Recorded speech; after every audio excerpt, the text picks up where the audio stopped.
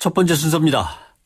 정부가 화물차 과적 과속 과태료를 늘리겠다고 하고 기사들은 그것보다 더 엄격하게 규제해달라고 하는 사연, 화물연대 박원호 수석 부위원장을 연결해 보겠습니다. 박 부위원장님 안녕하십니까? 예, 안녕하십니까. 반갑습니다. 좀 위험하다 싶을 정도로 짐을 많이 싣고 다니는 화물차들을 흔히 보게 됩니다만은 화물연대에서 파악하시기에도 과적운행이 많다고 보시는지요? 예, 그렇습니다. 어찌 보면 우리 화물 노동자들이 치부를 드러내는 건데요. 예. 조사 자료에 의하면은 약 화물 노동자들의 80% 정도가 과적을 또 경험을 했고요. 그리고 일부는 상습적으로 고의 과적을 일삼고 있는 것으로 파악되고 있습니다. 네. 과태료가 지금 얼마입니까? 최대? 예, 최대 300만 원까지 30만 원에서부터 300만 원까지 과태료가 부과되고 있고요. 예. 그리고 고의로 축을 과적을 피하기 위해서 고의로 축 조작을 할 시에는 최고 700만 원까지 부과가 가능한 걸로 알고 있습니다. 축 조작이라고 하면 화물트럭 일부를 갖다 손을 댄다는 겁니까? 예, 바퀴에 어떤 축을 압력 게이지 장치를 이용해서 과적 단속반을 피해 예. 고정 대책기를 통과하는 겁니다. 네. 그럼 단속하는 그 무게를 재는 곳을 지날 때 무게가 덜 나오도록 조작을 한다는 말씀이겠군요. 그렇죠. 예. 주로 내게 되면 30에서 300까지라고 하는데 과태료가 대개 얼마를 내게 됩니까?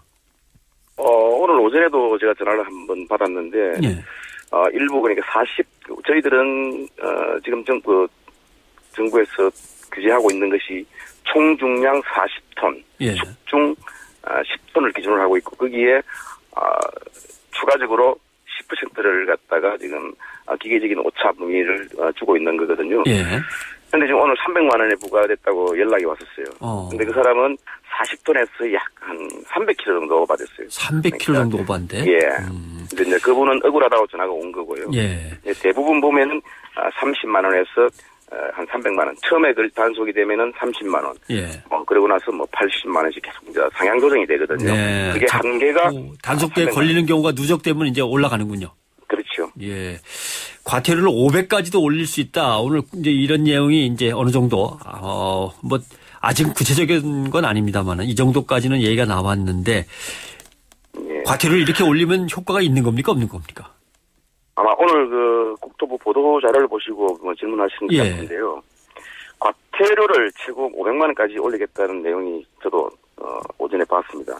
근데 전혀 효과가 없다라고는 하지 않겠습니다만 지금 현재 도로법이라든지 도로교통법을 개정하지 않고는 그렇게 큰 효과를 기대하기 힘들다고 봅니다. 네. 이렇게 되면 아까 제가 앞서 말씀드렸다시피 어떤 본의 아닌 고의 아닌 선의의 피해자가 양산이 되고 실제로 고의로 과적을 일삼는 사람은 과태료가 1억이 된다고 해도 아마 전혀 개의치 않을 겁니다.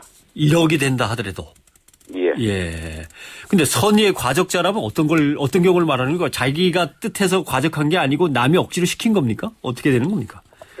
물론 그런 것도 있겠지만 지금 아시다시피 컨테이너 같은 경우에 예. 수입 물량이 들어오면은 안에 저희들이 봉인을 개봉할 수 없습니다. 아, 그렇죠. 예. 예. 그러면 거기서 이제 화주나 또 운송사에서 이 물량은 30톤이라 하고 싣고 가는 겁니다.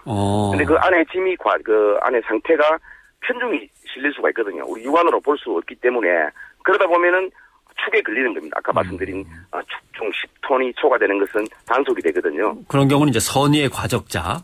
예, 그렇습니다. 고의로 과적하는 사람들은 단속이 되면은 자꾸 과태료가 올라갈 텐데 그게 무서워서라도 안 할 것 같은데 고의로 과적한다 그러면 피할 방법이 따로 있어서 그러는 겁니까?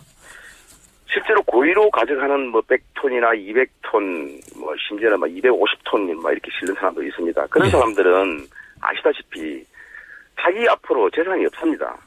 자기 앞으로 재산이 없다. 예.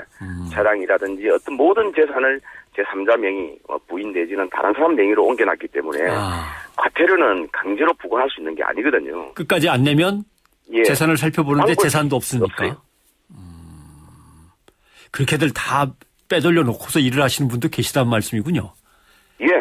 고의로 과적하는 사람들은 제가 알기로는 거의 100% 전부 다 돌려놨습니다. 그래서 지금 저희들이 명예단속 요원이 있는데 그 사람들한테 과적을 제보를 하고 단속을 하면은 그분들이 하는 말씀이 너희들 10번 단속에 응해주겠다. 예. 1억이 되든 1,000만이든 부과를 해라. 나는 단속하고 또 가겠다라고 떳떳하게 얘기를 하는 겁니다. 예. 그러면 결국 징벌의 성격이 다른 과태료가 아닌 벌금으로 처리해야 되나요? 예전에 이거 개정되기 전에는 벌금이었습니다, 이게. 예. 과적에 대한 운송사하고 화주하고 양벌제가 되어 있습니다. 근데 그게 어떤 범죄자 양상이라 해가지고 과태료를 이제 바꿔준 겁니다, 이게. 예. 근데 근본적으로 보면은 이 과적에 하는 원인이 물론 화주나 운송사에서 시켜서 하는 것도 있겠지만은 예. 본인이 어차피 살기 위해서 과적을 할 수밖에 없는 구조적인 문제가 운임 구조가 되어 있기 때문에 예. 어쩔 수 없이 과적을 하는 겁니다. 예. 그래서 저희들은 지금 저희들이 국회에 얘기하고 있는 표준 운임제라든지 이런 법제를 강력하게 요구하고 있고 그것이 선결되어야 예. 과적 그리고 화주 처벌제라든지 그 행위자가 물론 행위자도 잘못이 있지만은 그 행위자를 시킨 화주나 운송사의 강력한 처벌을 요구하는 건데도 불구하고 지금 정부에서는 거기에 대한 답을 내놓지 않고 있다는 거예요. 구조적으로 과적자가 생길 수밖에 없는 그걸 좀 먼저 고쳐놓고 그 다음에 좀 강하게 처벌을 하든 말든 이렇게 나와야 된다는 말씀인데요. 예. 그러면 누구보다도 과적이 그만큼 위험한데도 불구하고 기사들이 피할 것 같은데 안 피하는 것은 그렇게 해야만 겨우 먹고 살 수 있다 그런 뜻이 됩니까? 예. 그리고 지금 현재 운임 구조로 가지고는 예. 정량을 싣고는 절대로 가족을 꾸려나갈 수가 없습니다, 지금. 정량 실어서는 안 된다. 그러다 보니까, 화주들은, 이제, 소위 말하는 톤당 운임이라든지, 운임 자체가 더 실으면 돈을 더 주게 돼 있거든요. 예. 그러니까, 정상적인 짐을 실어서는 내가 내 차량 할부 내고, 기름값 직접 비용 공제하고 가족을 영위할 수 없는 구조거든요. 예. 그러다 보니까, 그 법이 바뀌지 않는 이상에는, 예. 울며 겨자 먹기로 또 과적을 해야 되고, 고의 과적이 아닌 일반 과적도 할 수밖에 없는 입장이거든요. 그러면 또 설령 내가 과적을 하기 싫다라고 당당하게 화주나 운송사에게 할 수 있는 사람이 아무도 없습니다. 그렇겠죠. 왜 그렇게 되냐면은 그렇게 돼버리면은 그 사람은 그 다음 날부터 배차를 하지 않습니다. 예.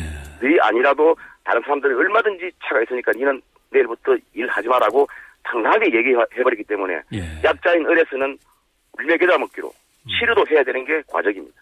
예. 그러면 오늘 이 시간에 구체적으로 이건 이렇게 고쳐달라는 얘기를 다 할 수는 없지만 정부가 과태료만 올려가지고 될 건 아니다. 기본적으로는 운전기사들이 그렇게 과적할 수밖에 없는 또 과적을 마음대로 시킬 수 있는 그 구조를 바꿔달라 이제 이런 얘기가 되겠군요. 예, 맞습니다. 예, 알겠습니다. 그럼 또 시간을 내서 나중에 한번 따로 자세히 좀 들어봐야 되겠습니다. 나중에 한 번 더 모실 테니 그때 좀 수고를 좀 해주시죠. 예, 알겠습니다. 네, 고맙습니다. 예. 화물연대 박원호 수석 부위원장이었습니다.